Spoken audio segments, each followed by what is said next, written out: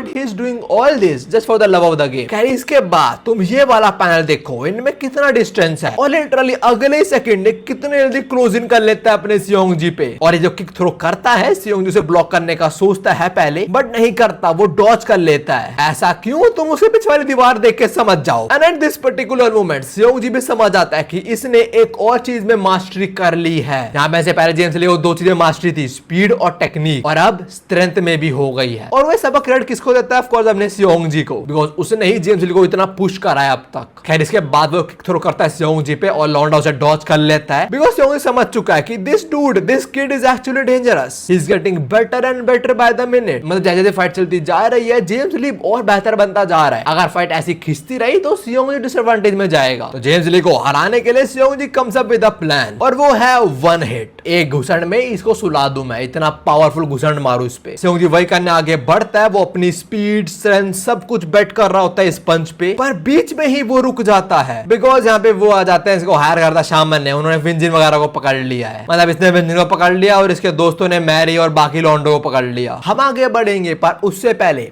तुम्हें क्लिप काटनी है, तुम्हें इसको रिकॉर्ड करना है, तुम इसको देख के हिलाओ, कुछ भी करो, but tell me one thing, James Lee who?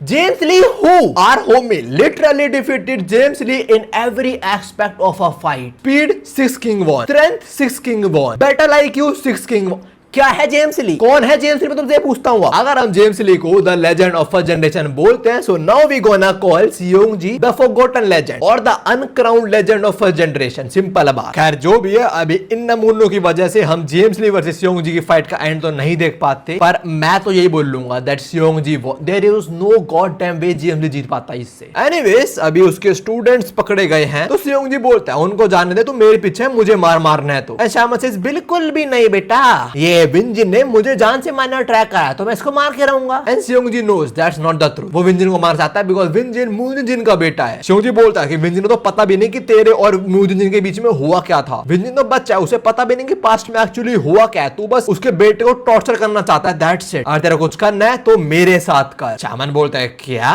And सियोंगजी says तो जो भी विंजिन के साथ करना है तू मेरे साथ कर वो इंस्टेड। मतलब विंजिन की जगह उसके सेंसेस के साथ टॉर्चर वगैरह झेल लेंगे। पता नहीं क्यों, पर ये सब देख के मेरे को अपने जोरो की याद आ गई, जब जोरो लूफी का सारा पेन लेता है और वो एपिक मूवमेंट आता है, फिर नथिंग हैपेंड वाला। एनीवेज सभी शामन बोलता है ऐसी बात है तो लॉन्डो मारो साले को। और ये तीन लफंगर कुत्ते के बच्चे चढ़ जाते हैं हमारे किंग पे, और ऑफ कोर्स वो ना वापस लड़ेगा ना ही खुद